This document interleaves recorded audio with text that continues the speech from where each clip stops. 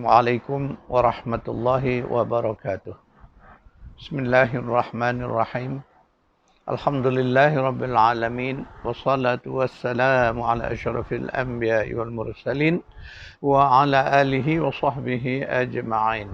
Allahumma anfa'na bima 'allamtana. Wa 'allimna ma yanfa'una. Wa zidna ilma. Subhanaka la ilma lana illa ma 'allamtana. Innaka antal alimul hakim. Allahumma amin. Alhamdulillah, syukrun lillah. Kita masih dapat bersama-sama bagi meneruskan siri kuliah tadabbur surah Yasin berdasarkan kepada buku Al-Quran yang berhikmah. Jadi insya-Allah kuliah kita berada pada halaman 16 dan 17 bagi mereka yang memiliki buku ini. Dan kepada mereka yang berhajat untuk mendapatkan buku ini, boleh didapati dengan menghubungi pihak admin. Buku ini dijual secara online. Harganya RM35. Dalam siri kuliah yang lalu, kita telah mentadabbur ayat 2 daripada surah Yasin. A'udzubillahi minasyaitonirrajim. Wal Qur'anil Hakim. Demi Al-Quran yang penuh dengan hikmah. Dia sebelumnya telah disebut bahawa Al-Quran itu sendiri syarat dengan ilmu, penuh dengan hikmah. Cuma untuk mendapatkan ilmu dan hikmah Al-Quran itu, maka disitulah kita perlu berusaha. Sebab ilmu dan hikmah itu dia tidak datang sendiri. Ya, ilmu itu perlu kita usahakan. Itu menjadi usaha ikhtiar itu menjadi asbab untuk Allah berikan kita ilmu. Sebab hakikat ilmu ini hak milik Allah. Allah akan beri kepada sesiapa yang kehendakinya. Sesiapa yang berkehendak kepada ilmu itu. Melalui asbab yang menjadikan Allah memberikan ilmu tersebut. Kita faham bahawa kaedah yang paling mudah ialah dengan belajar, berusaha belajar, membaca. Sebab itu Al-Quran itu disebut Al-Quranu dari sudut bahasanya, ia juga merupakan bahan untuk dibaca secara khusus.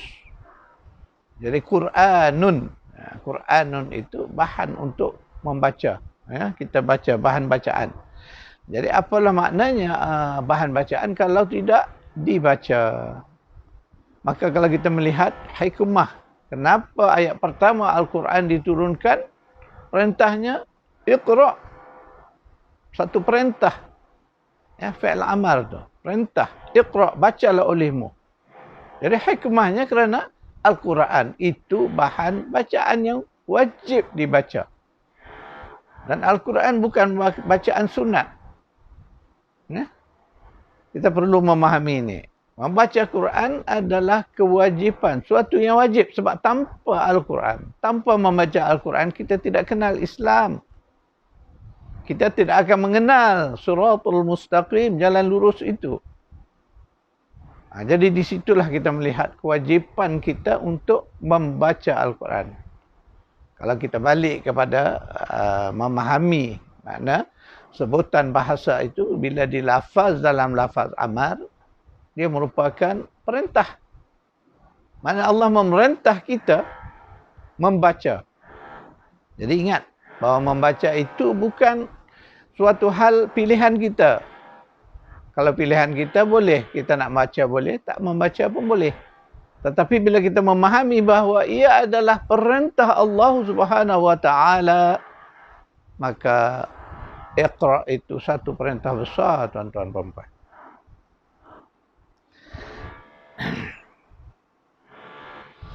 Mari kita melihat salah satu tujuan penurunan Al-Quran itu ialah supaya manusia ini mendapat petunjuk.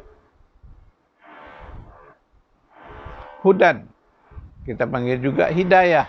Petunjuk daripada Allah. Jadi melalui ayat-ayat Al-Quran itu, Allah hendak menunjukkan kepada kita jalan yang benar. Sebab itu Al-Quran itu juga salah satu namanya disebut sebagai Al-Furqan, pembeza. Kerana Al-Quran itu membezakan antara yang benar dengan yang salah. Antara yang baik dengan yang buruk.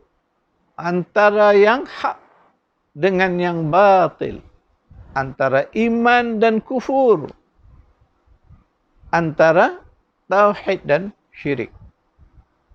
Dan Al-Quran jelas membezakan antara dua nilai, ya, yang kita sebutkan tadi. Bila kita nak mencari kebaikan, kita cari dalam Quran. Quran akan bercerita ini hal-hal yang baik. Ini hal-hal yang buruk. Maka lakukanlah segala yang baik ini. Tinggalkanlah segala yang buruk ini. Itu sifat Al-Quran. Mana ia menunjukkan kepada kita, menunjuki kita jalan yang benar. Ya, menunjuk kepada kita furqan, perbezaan antara dua nilai yang kita sebut tadi.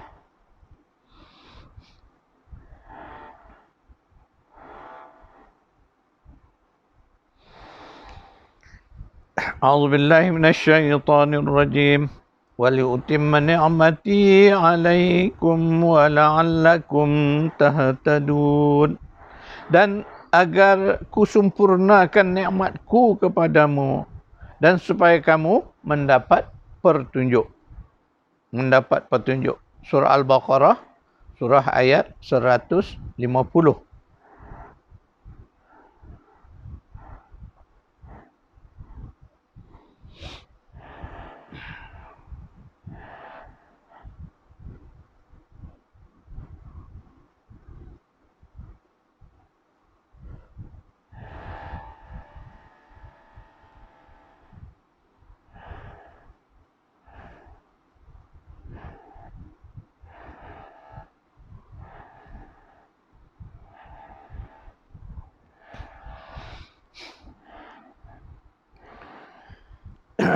Jadi daripada ayat ini kita melihat bahawa Allah menegaskan dengan datangnya Islam itu Allah menyempurnakan nikmat-nikmat dia kepada kita. Jadi nikmat Allah yang paling besar itu ialah Islam dan iman.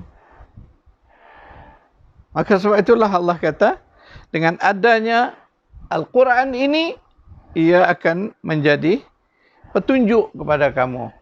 Semoga dengan Islam itu, dan Islam itu kita tahu, nak kenal Islam itu di mana? Dari sumbernya yang disebut itulah Al-Quran. Maka dari situlah dengan membaca Al-Quran, memahami Al-Quran, kita akan mendapat petunjuk. Maka dalam surah Al-Fatihah, kita berulang-ulang kali, ya, mengulang-ulang setiap hari. Lafaz doa kita. Ihdinas siratal mustaqim. Tunjukilah kami ya Allah jalan yang lurus. Kita diperintah mengulang-ulang suratul Fatihah sebanyak minima 17 kali sehari semalam. Dengan tujuan menyadarkan kita bahawa kita perlu, kita sangat perlukan petunjuk Allah. Maka Allah ajar kita melafazkannya.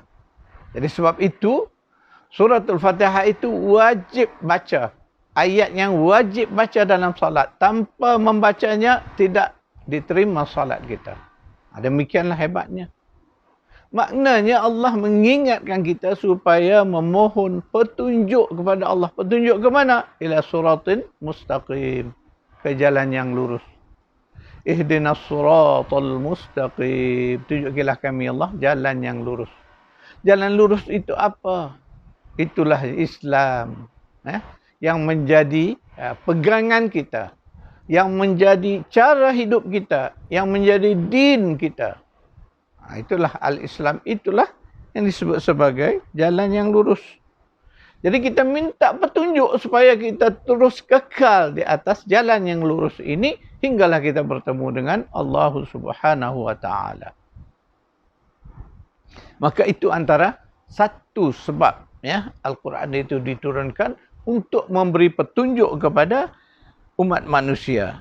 Selain itu juga untuk mengajar, memberikan ilmu kepada manusia akan benda yang dia tidak tahu. Kerana sifat manusia itu jahil.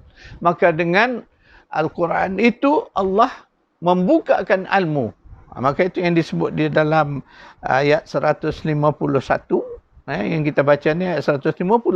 Dalam ayat 151, tapi kita baca lebih awal sebelumnya tadi, disebut bahawa Allah itu menurunkan kitab wal hikmah tadi, wa yu'allimukum ma lam takunu ta'lamun.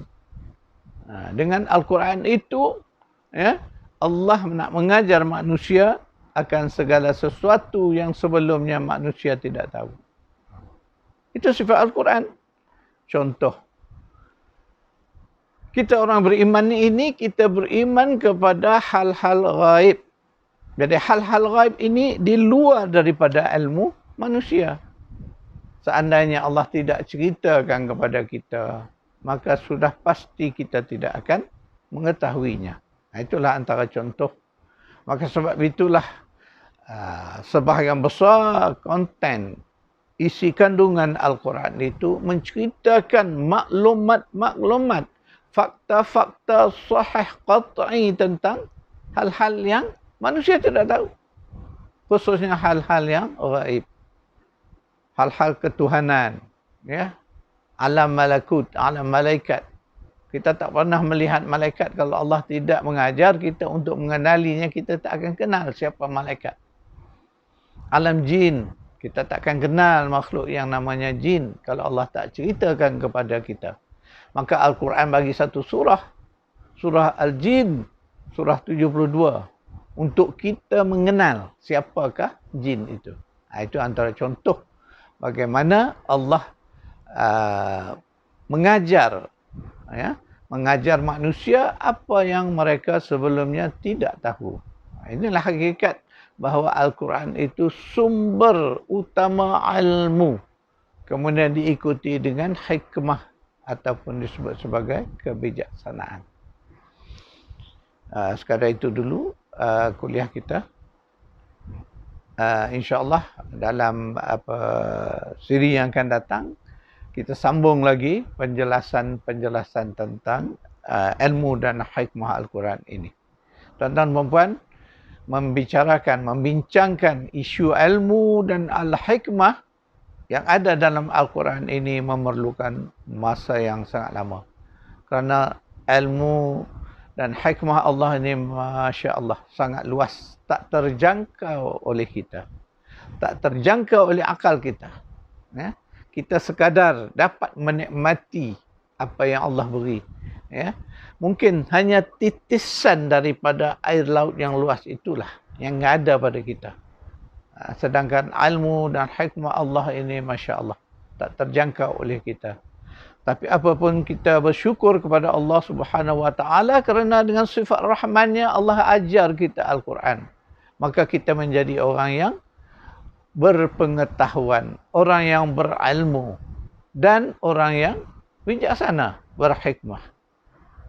Kerana itu, insyaAllah kita bertemu lagi di dalam siri yang akan datang. A'udzubillahi minasyaitonir rajim. Bismillahirrahmanirrahim. Allahumma rabbana atina fid dunya hasanah wa fil akhirati hasanah wa qina adzabannar.